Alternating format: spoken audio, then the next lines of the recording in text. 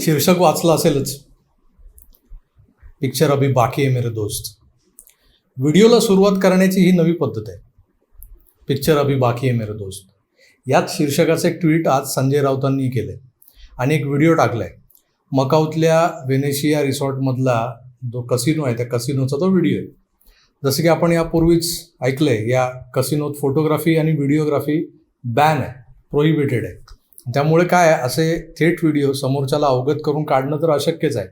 पण बावनकुळेंचा या आधीचा फोटो जो व्हायरल झाला आहे तोही असाच लांबून लपून छपून काढलेला आहे, स्पष्ट दिसतंय. आजचा व्हिडिओ ज्या आवेशात टाकला आहे आणि त्याला शीर्षक दिलं आहे की पिक्चर अभी बाकी है मेरे दोस्त, ते वाचून लोक चक्रावलेच होते सकाळी. पण प्रत्यक्षात तो व्हिडिओ पाहिला तेव्हा खोदापाड और निकला चुहा असंच म्हणावं लागलं. पिक्चर गेला डब्यात. कारण खिशात मोबाईल ठेवून कॅमेरा सुरू करून चालता चालता जे काही कॅप्चर होईल ते करावं आणि दाखवावं. काय तर बघा, हा 3.5 तासांचा शोले सिनेमा आहे. सकाळच्या माझ्या व्हिडिओत मी म्हणालो होतो की राऊतांना त्यांच्यातला माणूस अद्याप शिल्लक असल्याची जाणीव झाली असावी आणि म्हणूनच आधी तो टुकार फोटो टाकला होता त्याबद्दल कुठेतरी त्यांना वाईट वाटलं असावं आणि त्यामुळे त्यांच्या टीकेची धार दुसऱ्या दिवशी कमी झाली असावी. आपल्यालाच आपले शब्द मागे घ्यावे लागतात. असं काहीच झालेलं नाही. म्हणजे कुत्र्याचं शेपूट वाकडं ते नळीत टाका नाही तर कशात टाका. परवा तर ते मोदी परदेशात जाऊन काय काय पितात असं बोलून गेले होते. त्यावर काल त्यांनी स्वतःला सावरत डाएट कोकवर आले. मोदीही डाएट कोकच पितात, आदित्यही तेच पितो किंवा तो तेच पित होता असं म्हणून त्यांनी वेळ मारून नेली. पण आज पुन्हा टुकारगिरी केली. ज्या व्हिडिओत बाबाजीचा ठुल्लू पण दिसत नाही तो व्हिडिओ टाकून राऊतांनी काय साध्य केलंय? मान्य की तो व्हिडिओ त्याच कसिनोचा आहे, पण त्यात दिसतंय का काही? 3.5 करोड रुपये भरलेली बॅग वगैरे काही दिसते का?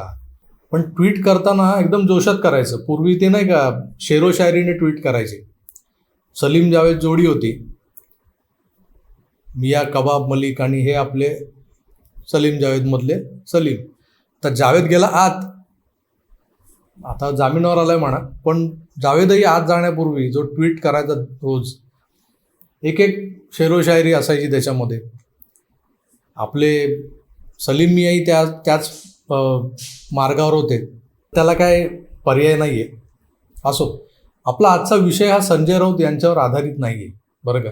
सुरुवात जरी मी केली असेल त्यांच्याच या विषयाने, त्यांच्यावर आधारित नसला पण शीर्षकाच्या आशयात त्यांची फालतुगिरी सामावलेली होती. म्हणून त्यांचा पराक्रम जो आहे सकाळचा तो सुरुवातीला सांगितला. पुढे बरंच काही आहे. पिक्चर अभी बाकी आहे मेरे दोस्त. तेव्हा कुठेही जाऊ नका आणि पाहत राहा आकार डिजी नाही.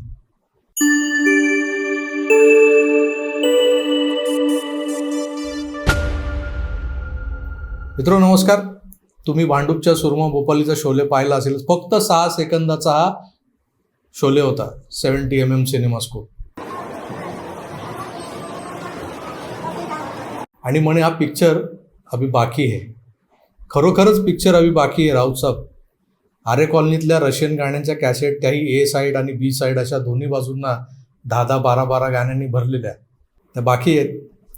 ती गाणी म्हणजे नुसते चित्रहार, छायागीत नाही आहे, खूप काही मजेदार आहे.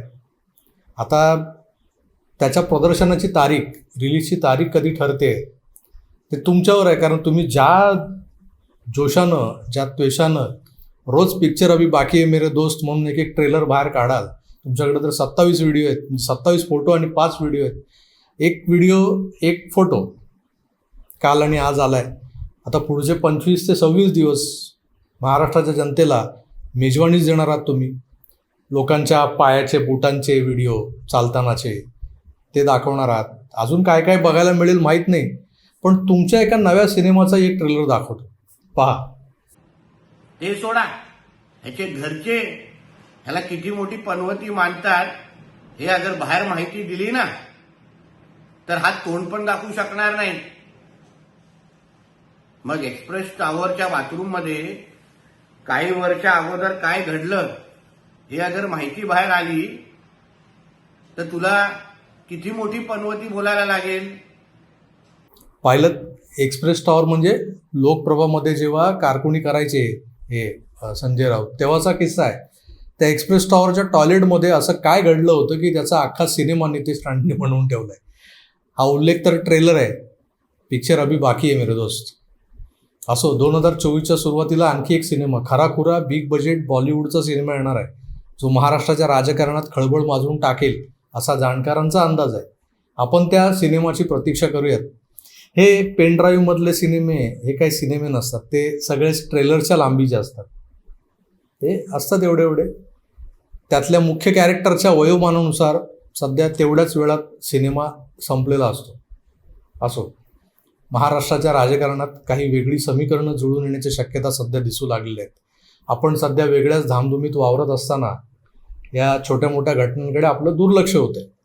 अलीकडेच एक बातमी आली होती, सुप्रियाताईंना बारामतीचा त्यांचा गड राखणं यावेळेस अशक्य दिसतंय आणि म्हणून त्या खासदारकी न लढवता आमदारकीसाठी सुरक्षित मतदारसंघ शोधत आहेत. आणि बारामतीची जागा, लोकसभेची जागा, त्यांच्या पप्पांच्या गटाकडून रासपच्या महादेव जानकरांना लढवायला सांगितली जाणार आहे. जानकरांच्या पक्षाची काही मतं आहेत, NCP शरद पवार गटाची मतं आहेत, धनगर समाजाची मतं आहेत. असं गणित जुळवून जानकरांना या जागेवर जिंकून आणणं हा बेत पवारांच्या गटात शिजत असल्याचं बोललं जातं. आता हा नवा ट्विस्ट किंवा नवा सिनेमा बनतोय की काय असं वाटत असताना पुन्हा एक आवाज आला, पिक्चर अभी बाकी आहे मेरे दोस्त. त्यात जानकर म्हणतात, आपल्या पक्षानं 145+ जागा जिंकल्या तर ते त्यांच्या पक्षाच्या वतीनं पंकजा मुंडेंना मुख्यमंत्रीपदी बसवणार आहेत. त्या पक्षाच्या अंतर्गतचा प्रश्न असल्यामुळे त्याच्यावर भाष्य करणं योग्य नाही. गोपीनाथ मुंडेंनी मला मुलगा मानला, पंकजा माझी बहीण आहे आणि ज्यावेळेस माझे 145 आमदार देतात तेव्हा तिला मी मुख्यमंत्री केले असं. पंकजा मुंडे माझी बहीण आहे आणि माझ्या पक्षाला जर 145 जागा जिंकता आल्या तर मुख्यमंत्री पंकजा मुंडे बनणार. 145चा जो आकडा आहे म्हणजे बहुमताचा आकडा, तो ज्याच्याकडे असतो त्याचा मुख्यमंत्री बनतो. अगदी चंद्रकांतदादा पाटीलही तेच म्हणाले. या सगळ्या विधानांचा त्यांना जेव्हा अर्थ विचारला की दादा हे काय म्हणतायत असं जानकर, पंकजा मुंडे मुख्यमंत्री बनणार आहेत, तर ते म्हणाले होऊ शकतं. जर तुमच्याकडे बहुमत असेल तर त्या बहुमतातल्या पक्षाला, तो सत्ताधारी पक्ष असतो, त्या पक्षाला त्यांचा नेता ठरवता येतो आणि मग तो जो कोणी नेता असतो तो मुख्यमंत्री बनतो. त्यामुळे हे काही अशक्य कोटीतली गोष्ट नाही, कुठली अशक्य कोटीतली बाब नाही. महादेवराव जानकरांना भारतीय जनता पार्टीची स्वर्गीय गोपीनाथराव मुंडेने जोडलं, तर त्या कुटुंबाशी नुसतं नातं नाही, त्या कुटुंबाचे ते सदस्य आहेत आणि त्या कुटुंबाचे सदस्य असल्यामुळे अशा प्रकारचं त्यांनी स्टेटमेंट करणं हे चुकीचं नाही. आणि हे खरंच आहे की लोकशाहीमध्ये तेवढी फिगर जमली तर आपल्याला जे हवं ते करता येतं. मित्रांनो, मी ज्या समीकरणांबद्दल बोलतोय ती सगळी समीकरणं आता सध्या तरी अंडर प्रोसेस आहे. निवडणुका जाहीर झाल्या की या मंडळींचे सगळे पत्ते हळूहळू उघड होतील. महाराष्ट्रात असंतुष्टांना चुचकारण्याचं एक वेगळं षडयंत्र शरद पवारांच्या कंपनीनं हाती घेतले, जे गुपित होतं कालपर्यंत. पण सुप्रियाताईंच्या एका खुलाशानं जानकर, पंकजाताई आदी ही जी मंडळी आहेत ती पुन्हा एकदा चर्चेच्या परिघात आलेली आहे. जानकर कुठल्या संख्याबळाच्या जोरावर पंकजाताईंना मुख्यमंत्री बनवणार याचा अंदाज घेतला पाहिजे आपल्याला. कारण जानकर आपल्या एकट्याच्या जीवावर आणि त्यांच्या पक्षाच्या जीवावर 145+ जागा जिंकून आणू शकत नाहीत आणि तेवढ्या जागा ते लढवू शकत नाहीत. ताईंच्याही नाराजीला आता जवळचा चष्मा लागलाय म्हणे. त्यांनी तसा व्हिडिओज टाकलाय. 1 मिनिट सरप्राईज. ताईला चष्मा लागला, ताईला चष्मा लागला. लांबचा चष्मा नाही बरं का, जवळचा चष्मा आहे. जवळचं कमी दिसत होतं वाटतं, ते आता चांगलं स्पष्ट दिसायला लागेल. छोटासा नंबर आहे पण मला स्पष्ट दिसतंय जवळचं. दूरचं तर आधी चांगलं दिसत होतं आणि आता हे अजून चांगलं दिसतं. कसं वाटतं चष्मा? या व्हिडिओतही त्यांचा सूर जवळचे, लांबचे, आपले कोण, परके कोण, अशा सगळ्या शक्यता ढुंडाळणारच होता. या सगळ्या मंडळींच्या विधानांच्या बिटवीन द लाईन्स अर्थ शोधणं गरजेचं आहे. महाराष्ट्रात यंदाची निवडणूक ही भूतो न भविष्यती अशी होणार यात शंकाच नाही. कारण दोन मोठ्या राजकीय पक्षांची दोन शकलं झाली. त्यांच्या विखुरलेल्या या दोन शकलांच्या विखुरलेल्या ताकदीचा भारतीय जनता पक्षाला फायदा होणार आहे की तोटा, याचं गणित आजच्या तारखेला कोणताच राजकीय पंडित मांडू शकत नाहीये. कारण एका पक्षातलं बंड हे खरं किती आणि खोटं किती याच मुद्द्यावर अद्याप लटकलेलं आहे. तर दुसऱ्या पक्षाच्या आमदारांचं संख्याबळ एका बाजूला आलंय आणि तळागाळातले कार्यकर्ते, त्या पक्षाचे पारंपरिक मतदार हे एका बाजूला आहेत असं चित्र दिसतंय. तर यावर कोण कसं काम करतंय हे अद्याप एक राजकीय अभ्यासक म्हणून मलाही तितकंसं स्पष्ट दिसत नाही. त्यामुळेच पुढे काय होईल याबद्दल साशंकता आहे. उभाटा गट जो आहे तो कोकणातल्या आपल्या दौऱ्यात, म्हणजे आदित्य ठाकरे मागच्या 2 दिवसापासून सिंधुदुर्ग, मालवण वगैरे दौरे करतायत. त्या दौऱ्यात ते म्हणतात आता आमचे 16 आमदार आहेत, त्या 16 आमदारांचे आम्ही 160 आमदार करू. हाही कॉन्फिडन्स कमाल आहे. म्हणजे प्रत्येकजण 160, 145 असे दावे करायला लागला तर मग महाराष्ट्रातल्या एकूण आमदारांची जी संख्या आहे ती कदाचित 544च्याही पुढे जाण्याची शक्यता दिसते मला. मग हे जे काही वाढीव संख्याबळ जे आहे ते कुठे बसणार आहे ते मला माहीत नाही. आता यातला विनोदातला किंवा मस्करीचा, थट्टा मस्करीचा भाग सोडला तर गांभीर्याने विचार करताना भाजपाने जे काही खेळ केलेत सुरुवातीला, म्हणजे महाविकास आघाडीला सुरुंग तर लावलाय, पण फुटलेली मविया भाजपाला डोकेदुखी उभी करताना दुसरा कुठला डाव खेळण्याच्या तयारीत आहे का हे तपासलं पाहिजे. एका वेगळ्या आघाडीची तयारी महाराष्ट्रात सुरू आहे आणि त्यामागे आधार वडच आहेत हे काही सूत्रांकडून समजतंय, पण त्याबद्दल अद्याप खात्री नसल्यानं काहीच थेट बोलता येत नाही आहे मला. या आघाडीत कोण कोण असणार हे सुद्धा अद्याप स्पष्ट झालेलं नाही, अस्पष्ट आहे.